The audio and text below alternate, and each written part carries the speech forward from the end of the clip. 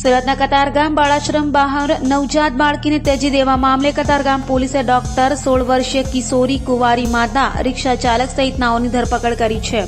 સુરતના કતારગામ ખાતેના બાળાશ્રમ બહાર ગત સોમવારે સવારે કીડીના ઢગલામાં ત્યજી દેવાયેલી નવજાત બાળકીનું આખરે મોત નીપજ્યું છે।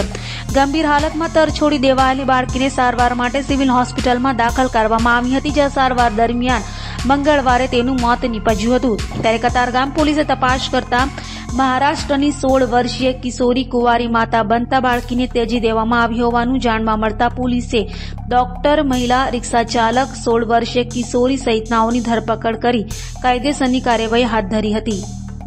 કતારગામ પોલીસ સ્ટેશન વિસ્તારમાં 2 દિવસ પહેલાં એક તાજું જન્મેલ બાળકી કોઈક અનાથ આશ્રમના દરવાજા પાસે મૂકીને જતું રહેલું હતું। એ અનુસંધાને આઈપીસી 317 મુજબ કતારગામ પોલીસ સ્ટેશન વિસ્તારમાં એને ગુનો દાખલ કરવામાં આવેલો હતો।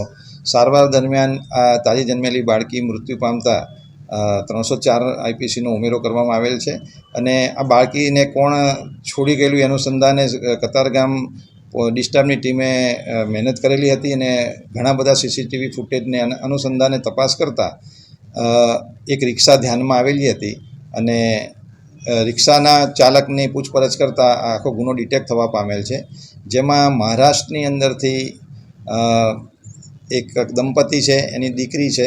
એની દીકરીને મેરેજ થયેલા નથી, પરંતુ એની પ્રેગ્નન્સી રહેલી હોવાથી આ દંપતી સુરત શહેર ખાતે એ છોકરીની ડિલિવરી કરવા માટે અહીંયા આવેલા હતા અને ડિલિવરી એક પ્રાઇવેટ નર્સિંગમાં કરાવ્યા બાદ છોકરીના જન્મ થયા પછી એક રિક્ષાવાળાને હાયર કરી અને એને અનાથ આશ્રમના દરવાજા પાસે આ લોકોએ મૂકેલા હતા।